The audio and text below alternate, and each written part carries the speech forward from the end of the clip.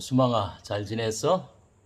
지난주에는 엄마하고 아빠가 오미크론에 걸려가지고 엄마는 한 일주일 정도 아팠고 아빠는 한 3일 정도 좀 아파서 미처 이 동영상을 올리지 못했어. 그래서 한 주간을 빼먹게 되었는데 여하튼 그래도 하나님의 은혜로 또 엄마도 나도 건강이 회복되어져서 오늘 이렇게 또 말씀을 계속 또 전할 수 있게 돼서 너무너무 감사하고 기쁘구나.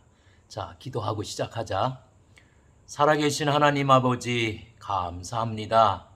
저희들의 건강을 회복시켜 주셔서 다시금 하나님의 말씀을 계속할 수 있도록 도와주시고 오늘도 저희 사랑하는 딸과 또 이 말씀을 사모하는 모든 다른 분들과 함께 창세기 말씀을 통해서 특별히 아브라함에 관한 말씀을 통해서 서로 은혜 나눌 수 있는 귀한 기회를 주신 것을 감사합니다. 주님, 제가 말씀 전하는 것은 제 능력이나 제 힘이나 제 경험으로 하는 것이 아니고 오직 성령님의 능력으로 하는 것임을 믿습니다. 주여 역사해 주시고 함께해 주시고 또 주장하여 주셔서 제가 선포하는 이 말씀을 성령님께서 성령의 도구로 사용해 주심으로 살아있는 하나님의 말씀, 살아있는 능력의 복음의 말씀으로 들려지게 하시고 선포되게 해주셔서 듣는 모든 사람들이 하나님의 놀라우신 구원 계획과 선하심을 깨닫고 우리의 믿음이 더 견고해지고 새로워지는 놀라운 역사가 일어나게 하여 주시옵소서. 감사하며 예수님의 이름으로 기도하옵나이다. 아멘. 자, 오늘은 창세기 12장을 좀 공부해 보겠습니다. 창세기 12장. 자, 창세기 12장 10절부터 20절까지 우리가 이제 좀 공부를 해 보겠는데요.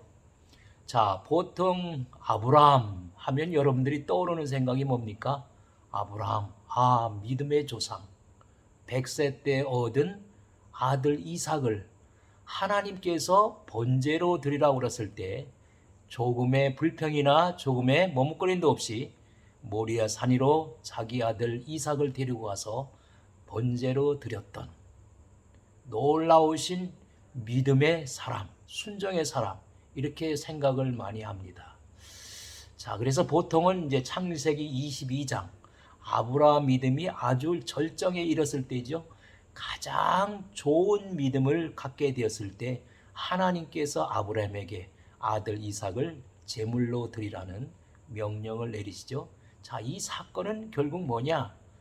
아브라함이 아들 이삭을 번제로 드림을 통해서 예수 그리스도의 대속, 예수 그리스도의 구속 사건을 미리 예표하는, 미리 그림자로서 보여주는 것이라고 말할 수 있는데, 이 사건을 얘기하면서 우리도 아브라함처럼 믿고 순종하면 아브라함처럼 인간의 생각으로 도저히 믿거나 이해하거나 받아들일 수 없는 하나님의 말씀일지라도 우리가 믿고 순종하면 복을 받는다. 이렇게 이제 보통 얘기들을 많이 합니다. 자, 이렇게 되면 결국 성경에 나오는 사람이나 인물이나 사건에 초점을 맞춰서 우리가 말씀을 전개하게 되면 결국 이것이 무슨 얘기가 되느냐? 교훈적인 설교, 도덕적인 윤리적인 설교가 돼버리고 맙니다. 자, 필요하기도 하고 우리가 꼭 해야 되는 말씀 중에 하나이기도 하지만 결국 교훈적으로 설교를 하고 또 도덕적 윤리적으로 설교를 한다.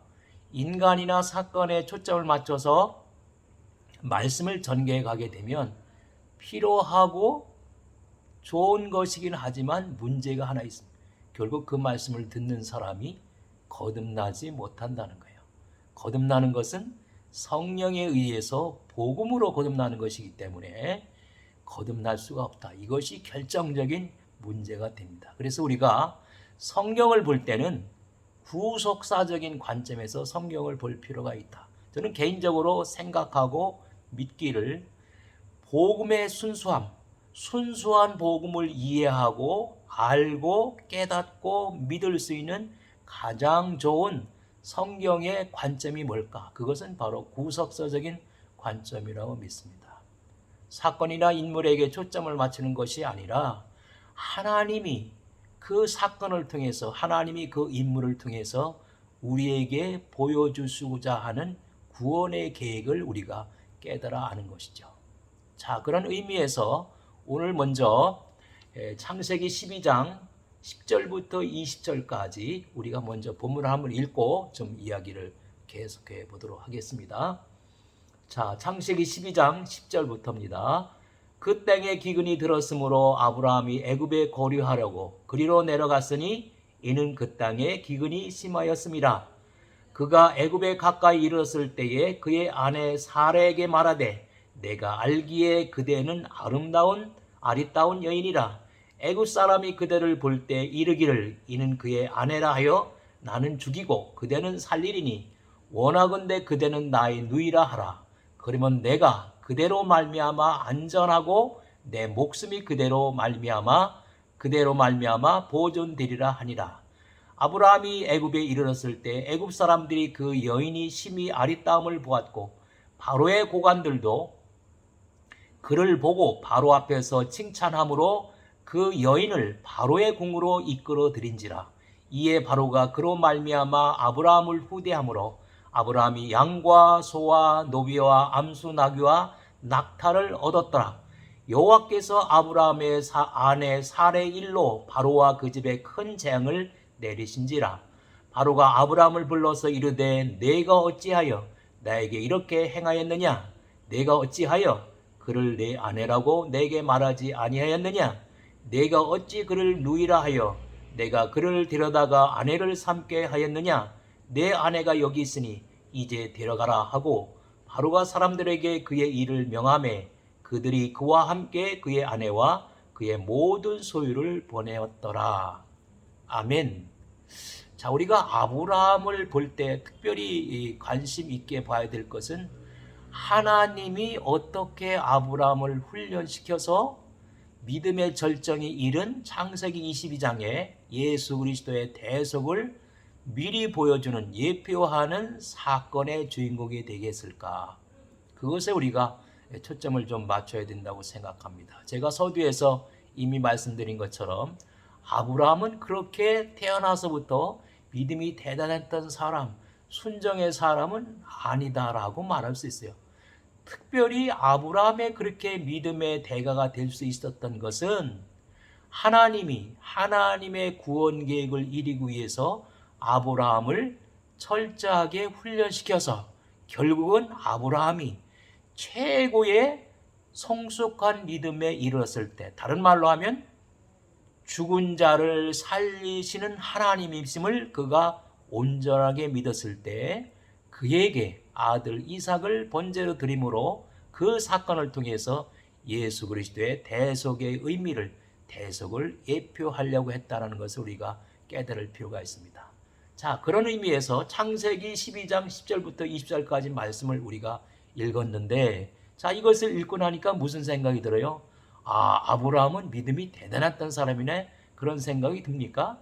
자기 목숨 하나 부지하려고 자기 아내를 자기 누이 동생이라고 거짓말시키는 나약한 한 인간의 모습, 정말 세상 말로 하면 쪼다 같은 아브라함의 모습을 우리가 여기서 찾아볼 수 있습니다. 자, 창세기에 보면 하나님께서 아브라함을 훈련시키기 위해서 허락하신 몇 가지 사건이 있습니다. 첫 번째가 기근으로 인해서 아브라함이 애굽으로 내려갔다가 아내를 거의 빼앗길 뻔한 일, 그것이 오늘 본문 말씀의 이야기죠. 두 번째 하나의 훈련시킨 사건은 아브라함이 자기 조카 롯을 구출한 사건, 그것은 창세기 14장 1절부터 16절까지가 나옵니다. 세 번째 사건은 기다려도 자기 아내 사라가 아들을 얻지 못하니까 인간적인 생각에 첩 하가를 아내로 받아들여서 결국 사내 아이 이스마엘을 얻게 되죠. 그래서 문제의 발생 원인이 되었다. 그때가 86세라고 했는데 하나님이 99세에 다시 나타나셔서 아들 이삭을 번제로 바치라고 하는 것을 보면 13년 동안 하나님이 아브라함에게 나타나지 않으셨다라는 것을 볼 수 있습니다. 자, 이것도 하가를 첩으로 맞아들여서 하나님의 구원 개혁의 정통 아들이 아닌 이스마엘을 얻은 사건, 바로 창세기 16장 1절부터 16절까지 나오는 것이죠. 그 다음에 네 번째는 멸망을 당할 롯을 위해서 중보기도를 드리는 이야기가 나옵니다. 창세기 18장 16절 33절까지가 바로 그 사건의 이야기죠. 자, 이런 것처럼 하나님은 여러 가지 사건을 통해서 아브라함을 철저하게 훈련시키고 연단을 시켰다라고 우리가 생각해 볼 수 있는데, 자, 그것의 절정이 우리가 바로 아는 창세기 22장에 나오는 아들 이삭을 번제로 드리는 사건이죠. 자, 창세기 22장 1절에 보면 그 일 후에 하나님이 아브라함을 시험하시려고 이렇게 말씀하십니다.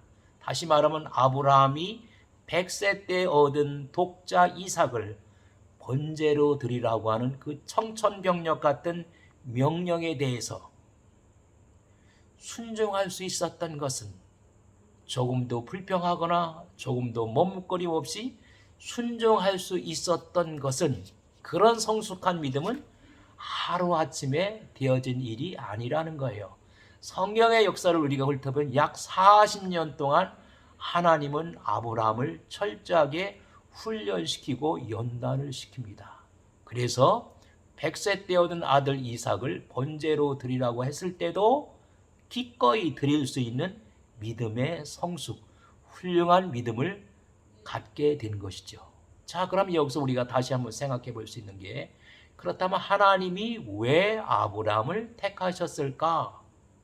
자, 창세기 12장 1절부터 9절까지 보면 하나님이 아브라함과 세 가지에 대해서 약속을 하시죠. 첫째는 내가 보이는 이 땅, 가나안 땅을 내 후손에게 주겠다.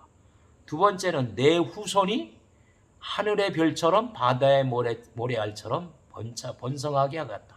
그러니까 너를 통해서 많은 민족이 복을 받게 될 것이다 라고 세 가지에 대해서 언약을 맺으시죠.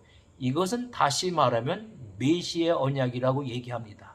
자, 가나안 땅에서 메시아가 태어날 것이고 아브라함의 후손 가운데 한 사람, 바로 메시아가 태어날 것이고 그리스도가 이 땅에 오실 것이고 그 그리스도를 통해서 수없이 많은 사람들이 믿음으로 구원을 받는 축복의 백성이 될 것이라는 것이죠. 자, 그래서 하나님이 아브라함과 맺은 언약을 우리가 메시아 언약이라고 얘기하고, 그 내용을 살펴보면 그것은 바로 복음입니다. 그래서 갈라디아에서 보면 하나님이 아브라함에게 복음을 전하셨다 이렇게 얘기를 하고 있는 것이죠. 그러니까 왜 하나님이 아브라함을 택하셨을까? 그것은 아브라함의 후손 가운데서 메시아가 태어날 것이다. 다시 말하면 아브라함의 후손 가운데 하나님이 그리스도를 보내주실 것이다 라는 목적이 있는 것이죠. 그래서 아브라함을 택한 것이다 라고 우리가 이해를 해야 될 필요가 있습니다. 자, 그러면 하나님이 왜 아브라함을 그렇게 훈련시켰을까?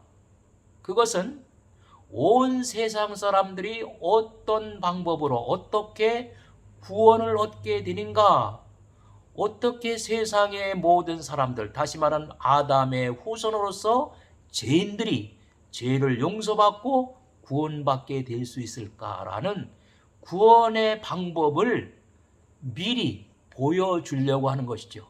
구원의 방법을 미리 계시하려고 하는 것이죠. 또는 아브라함이 아들 이삭을 번제로 드림을 통해서 예수 그리스도의 대속의 의미를 미리 보여주시는 것이죠. 하나의 그림자로, 하나의 그림으로 보여주시기를 원하셨기 때문에 하나님께서 아브라함을 그렇게 훈련시키셨다, 그런 얘기입니다. 자, 그러면 이것이 이제 객관적인 얘기고, 창세기 12장 10절부터 20절까지 본문 말씀을 통해서 아브라함이 얼마나 형편없는 믿음의 소유자였는가, 아브라함이 얼마나 믿음이 부실한 사람이었던가를 우리가 한번 살펴볼 필요가 있습니다. 자, 첫 번째 10절에 보니까 그 땅에 기근이 들었으므로 아브라함이 애굽에 거류하려고 그리로 내려갔으니 이는 그 땅에 기근이 심하였음이라. 자, 창세기 12장 1절부터 보면 하나님이 그렇게 아브라함에게 명령하시죠. 여호와께서 아브라함에게 이르시되 너는 너의 고향과 친척과 아버지의 집을 떠나 내가 내게 보여준 것도 아니죠. 보여줄 땅으로 가라. 그래서 아브라함이 순종해서 가나안 땅으로 갔죠. 그러니까 가나안 땅은 하나님이 아브라함을 인도하신 그런 땅입니다. 근데 거기에 기근이 들었다 그랬어요. 심한 기근이 들었다. 그래서 내려갔다. 다시 말하면 애굽으로 내려갔다는 얘기죠. 자, 다시 생각해보면 하나님은 아브라함에게 내가 오랫동안 살아왔던 조상의 땅을 떠나 하나님께서 지시할 땅 가나안 땅으로 들어왔는데 이제 그 땅을 떠나 애굽으로 내려가고 있었다. 그런 얘기입니다. 왜 애굽으로 내려가고 있었을까? 그 땅에 기근이 심했기 때문에. 자, 우리가 인간적으로 생각해보면 하나님은 아브라함에게 명령하셔서 내게 보여줄 땅으로 가라. 그래서 아브라함은 순종하고 갔죠. 순종하고 믿음으로 나아간 거잖아요. 그런데 가나안 땅에 가서 보니까 하나님의 명령의 말씀에 순종하고 떠나왔음에도 불구하고 거기서 기다리고 있는 것은 무엇이었습니까? 풍요로운 삶이었나요? 아니죠. 바로 기근이었다는 거예요. 그러면 아브라함 입장에서는 불평할 수 있죠. 아니 하나님 조상 대대로 살아왔던 땅을 떠나서 내가 내게 보여줄 땅, 이 가나안 땅으로 오래서 내가 믿음으로 순종하고 왔으면 제가 복을 주셔야죠. 제가 복될 것을 많이 마련하고 계셔야죠. 근데 기근이라뇨. 그렇게 불평할 수 있겠죠. 자, 그렇지만 인간적인 생각보다도 우리가 생각해 볼 수 있는 것은 왜 아브라함이 하나님의 명령의 말씀을 믿음 안에서 순종하고 가나안 땅에 왔음에도 불구하고 하나님은 왜 기근을 준비해 놓고 계셨을까? 왜 하나님은 아브라함에게 기근이라는 어려움을 겪어야만 되도록 허락하셨을까라고 우리가 생각해 볼 수 있는 것이죠. 이것은 다른 말로 하면 하나님이 아브라함을 훈련시키기 위해서, 아브라함을 연단시키기 위해서 마련해 놓은 하나의 훈련 플랜이다라고 볼 수 있는 것이죠. 아브라함을 연단시키기 위한, 하나님을 훈련시키기 위한 훈련 계획이다라고 우리가 생각해 볼 수 있습니다. 왜 그러냐? 인간은 좋은 환경 속에서, 풍요로운 환경 속에서, 평화로운 환경 속에서는 훈련이 안 됩니다. 타락한 인간, 타락한 본성을 지닌 인간은 예수 믿고 구원받고 거듭나서도 여전히 육신을 가지고 있는 연약한 존재예요. 그래서 시련 가운데서, 어려움 가운데서, 질병 가운데서, 핍박 가운데서 인간은 훈련이 되는 거지 편안한 삶 속에서는 절대로 훈련이 안 됩니다. 그러니까 어려움을 많이 겪으신다는 얘기는 하나님이 훈련시키는 건데 하나님이 왜 훈련시킬까? 고난을 통해서 쓰시기 위해서. 소망이 있는 거죠. 하나님이 나를 쓰실 곳이 있기 때문에, 쓰시겠다고 하는 계획을 갖고 있기 때문에 내게 고난을 겪게 하는 것이죠. 물론 내가 잘못해서 겪는 고난도 있지만 많은 경우는 특별히 그렇게까지 고난을 겪을 특별한 죄가 없는데, 하나님 앞에 잘못이 없는데도 고난을 당하는 경우가 있습니다. 이것은 순전히 하나님께서 우리를 훈련시키고 우리를 쓰겠다고 하는 선한 계획 가운데 이루어진 일이라는 사실을 우리가 믿음으로 믿고 오히려 감사하고 기뻐해야 되겠죠? 자, 그러면 이런 기근이라고 하는 시련에 부딪히게 됐을 때 아브라함은 어떻게 반응했을까? 자, 이것이 바로 아브라함의 믿음의 핵심을 볼 수 있는 좋은 기회입니다. 자, 평화로운 시기, 좋은 환경 속에서의 그 사람의 믿음을 우리가 알아내기가 쉽지 않아요. 왜냐하면 좋은 환경, 평화로운 환경, 그리고 풍요로운 그런 환경 속에서는 다 믿음이 좋은 것처럼 보입니다. 사랑, 성품이 다 좋은 것처럼 보여요. 그러나 어려움을 닥쳤을 때, 고난을 닥쳤을 때, 핍박이 닥쳤을 때 그 사람의 믿음의 핵심, 믿음의 알맹이가 다 드러나게 되는 것이죠. 자, 기근에 부딪혔을 때 하나님 앞에 무릎 꿇고 금식하며 기도하고 하나님의 뜻을 찾았나요? 안 했죠. 인간적으로 상황을 보고 판단하고 어떻게 해요? 애굽으로 내려갔다고 나옵니다. 자, 신앙 여정은 올라가는 길이 있고 내려가는 길이 있죠. 근데 아브라함은 뭐예요? 고난 앞에서 내려가는 길을 택했다. 우리가 그렇게 생각해 볼 수 있습니다. 자, 그런데 여기서 성경을 읽어보면 왜 아브라함이 기근 때문에 애굽으로 내려가서 그렇게 창피스러운 일을 당하게 됐는데 왜 하나님은 그것을 막지 아니하시고 허용하셨을까? 이런 질문이 나오는 배경에는 창세기 26장 1절 2절을 보면 거기에 이삭의 이야기가 나옵니다. 이삭도 어려움을 당했을 때, 흉년이 들었을 때 애굽으로 내려가려고 시도를 했는데 하나님이 꿈속에 나타나서 내려가지 마 하고 막으시는 것을 볼 수 있거든요. 자, 창세기 26장 1절 2절 한번 보겠습니다. 창세기 26장 1절 2절 말씀. 자, 찾으셨나요?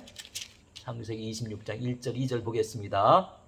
아브라함 때에 첫 흉년이 들었더니 그 땅에 또 흉년이 들매 이삭이 그랄로 가서 블레셋 왕 아비멜렉에게 이르렀더니 여호와께서 이삭에게 나타나 이르시되 애굽으로 내려가지 말고 내가 내게 지시하는 땅에 거주하라.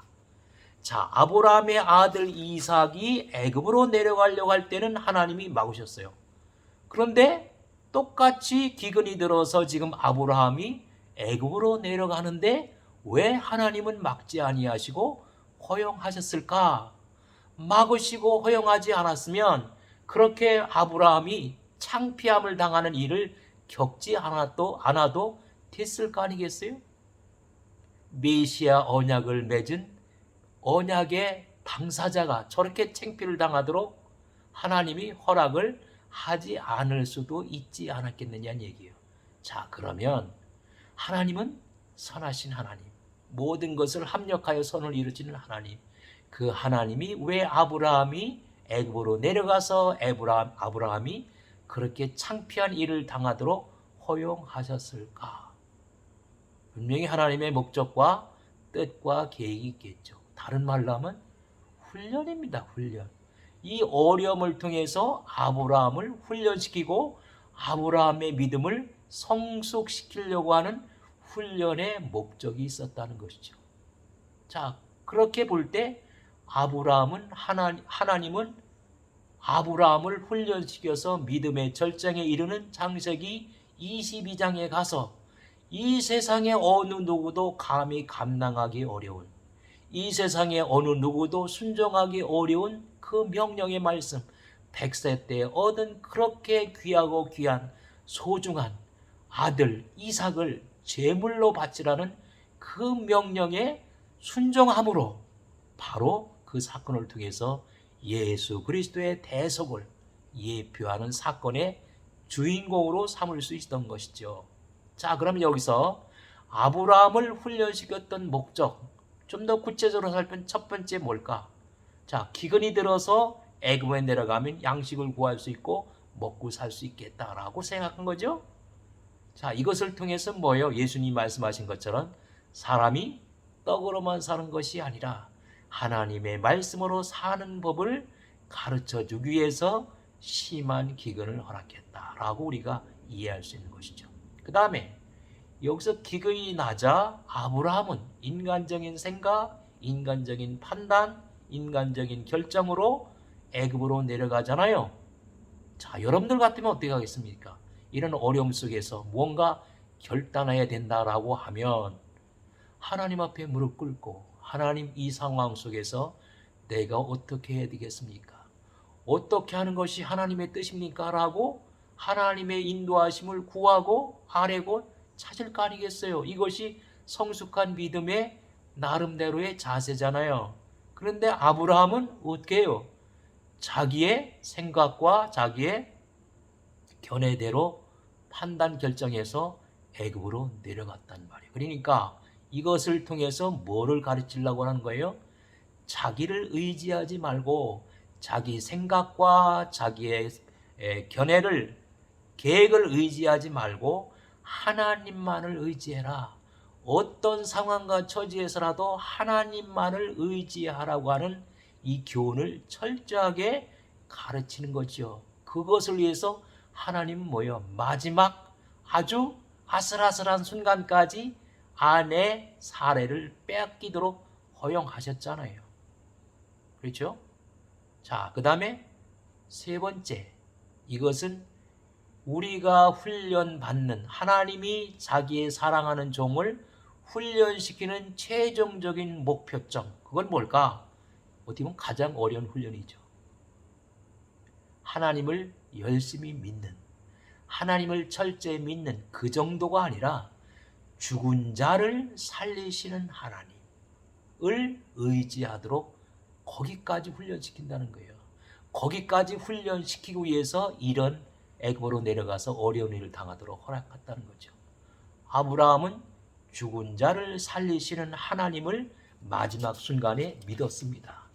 그렇기 때문에 비록 자기가 자기의 그 사랑하는 아들 100세 때 얻은 아들 이삭을 번제로 드릴지라도 이 아들이 바로 나의 아들로서, 아브라함의 아들로서 그 후손 가운데서 메시아가 태어날 것이기 때문에 반드시 아들 이삭을 번제로 드릴지라도 하나님은 다시 살려내실 것이다 라고 하는 것이 아브라함이 갖고 있었던 믿음의 확신입니다.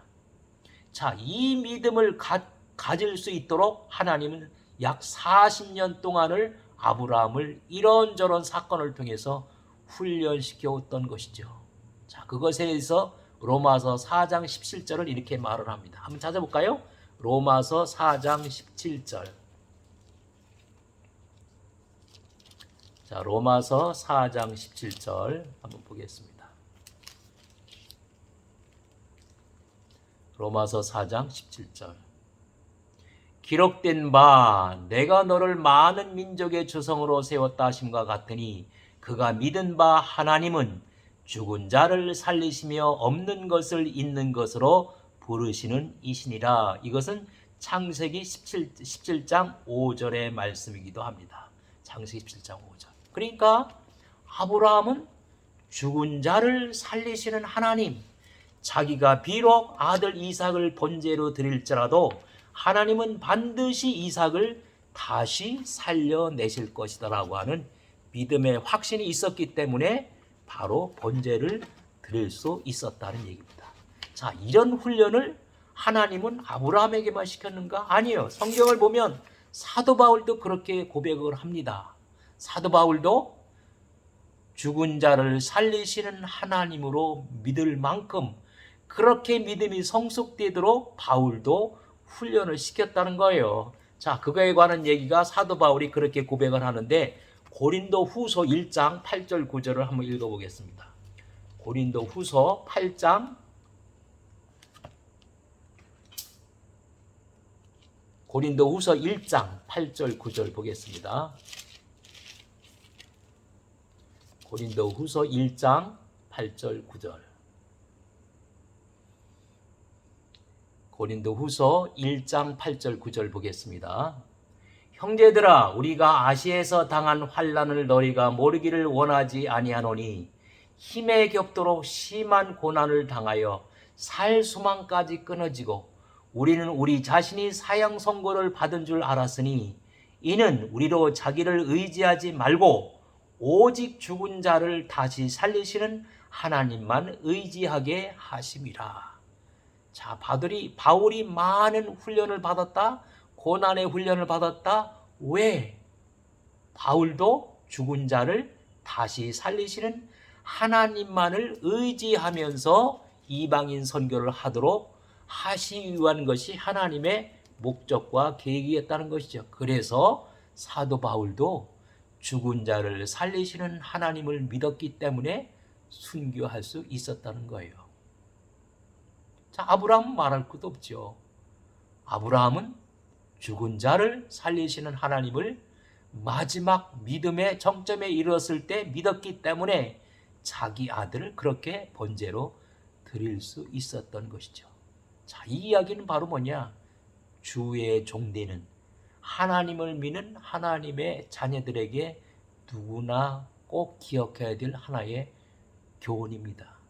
그러니까 하나님이 쓰시기 원하시는 주의 종, 하나님이 쓰시기 원하시는 하나님의 자녀들은 반드시 훈련 코스를 거치게 한다는 것이죠. 자, 그러니까 훈련 가운데 있다, 고난을 통해서 어려움을 통해서 지금 훈련 코스 중이다라고 생각하는 분들은 오히려 소망을 가져야 되겠죠. 왜? 하나님이 나를 쓰실 계획이 있으시구나. 하나님이 특별한 목적을 위해서 나를 부르시고 지금 훈련시키는구나. 쓰시기 위해서.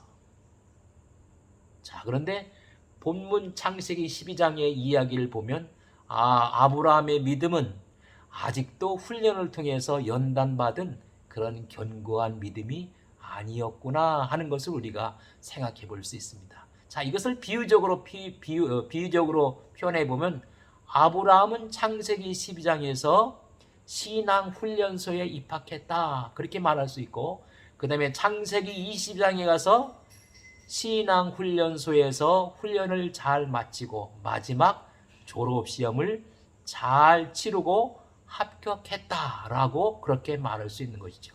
그런데 이런 영광스러운 일이 일어나도록 하나님은 자그마치 40년 동안이나 아브라함을 시련과 고난을 통해서 연단받게 하셨다, 그렇게 얘기할 수 있는 것이죠.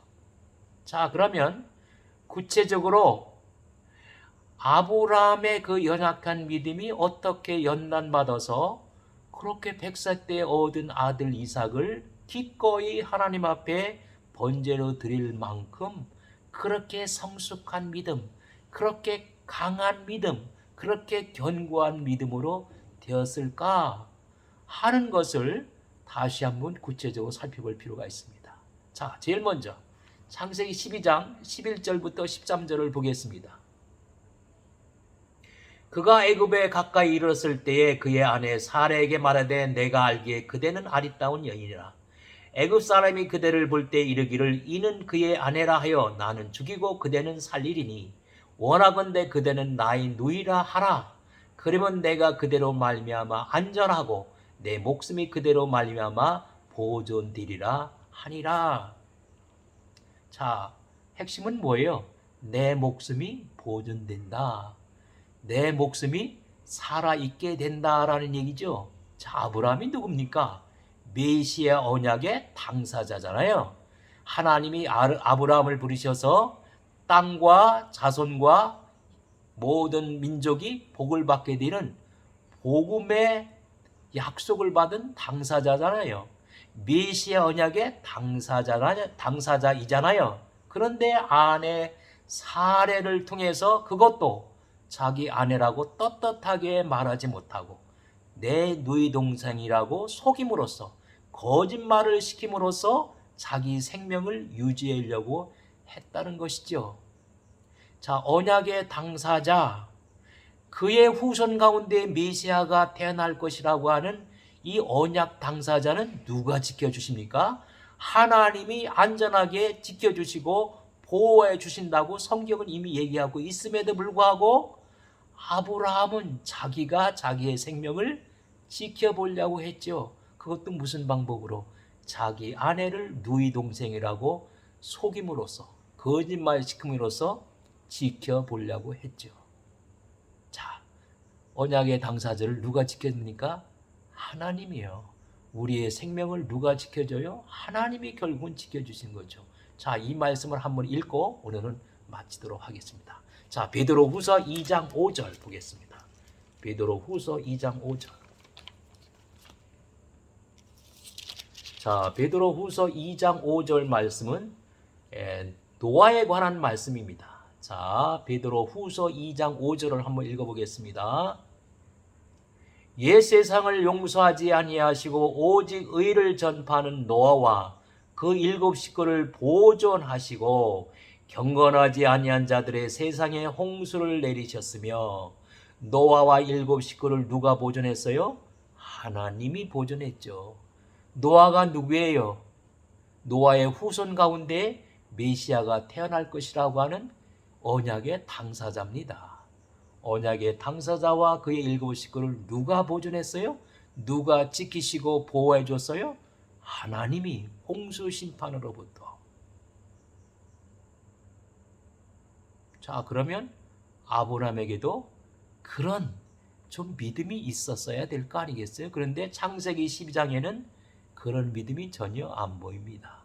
다시 말하면 창세기 12장에서의 아브라함은 아직도 연단받지 못한 믿음, 훈련을 통해서 성숙하지 못한 믿음의 모습을 보여주고 있다. 그래서 하나님은 지금 애굽으로 내려가고 자기 아내를 누이 동생이라고 속여서 창피를 당하고 마지막 아슬아슬한 순간까지 아내를 뺏길 뻔하다가 그 바로의 집안에 재앙을 내림으로써 구출해주는 이 사건을 통해서 하나님만을 의지해야 되겠구나, 하나님만을 절대적으로 의뢰해야 되겠구나 하는 신앙의 교훈을 철저하게 몸으로 배우게 되고 깨닫게 되는 것이죠. 이것은 바로 뭐예요? 하나님의 훈련 과정이다 라고 우리가 생각해 볼 수 있게 되겠습니다. 자, 그러면 다음 시간에 창세기 12장 10절부터 11절부터 13절까지 해서 계속 그 이야기를 가지고 어떻게 하나님이 아브라함을 훈련시키면서 진행해 가고 계신가를 다시 한번 계속해서 살펴보도록 하겠습니다. 자, 오늘 여기까지 하죠. 기도하겠습니다. 사랑의 주님, 능력의 주님, 아브라함을 우리가 생각할 때 참으로 믿음이 좋은 사람, 순종의 사람으로 알고 있지만 사실은 아브라함을 하나님께 부르셔서 그를 정말로 하나님의 구원의 역사에 하나의 예표로 사용하기 위해서 끊임없이 40년 동안 그를 훈련시키고 연단시켜서 마지막 신앙의 정점에 다다랐을 때 하나님께서 계획하신 구원의 대속의 예표로서 그림자로서 아들 이삭을 번제로 드리라는 명령을 내린 것을 보았습니다. 주님, 우리가 이 세상의 주의 종으로 또 하나님의 자녀로 주를 믿는 크리스찬으로 살아가면서 많은 어려움과 힘든 일을 당할 때도 있는데 주님, 우리의 잘못이라면, 우리의 죄악이라면 마땅히 우리가 회개하고 주님 앞에 하나님 용서를 구하고 문제가 해결됨을 구할 것이지만 그렇지 않고 특별한 이유도 없는데, 특별한 죄악도 없는데도 불구하고 우리가 때로는 고난을 당하고 어려움을 당할 수도 있습니다. 자, 어떻든 간에 우리가 고난과 어려움을 당할 때마다 선하신 하나님께서 그 사건을 통해서 우리를 낮추시고 우리를 깨뜨리시고 우리를 연단시켜서 하나님의 자녀로서 살아가도록 하나님의 나라의 일꾼으로 쓰시기 위해서 우리를 연단시키는 것을 다시 한번 깨닫게 해주시고 알게 하여 주셔서 흔들리지 않고 오히려 감사하며 기쁨으로 나아갈 수 있는 성숙한 믿음의 승리자로 우리들을 더욱더욱 인도하여 주시고 하나님 은혜를 베풀어 주시옵소서. 감사하며 예수님의 이름으로 기도하옵나이다. 아멘.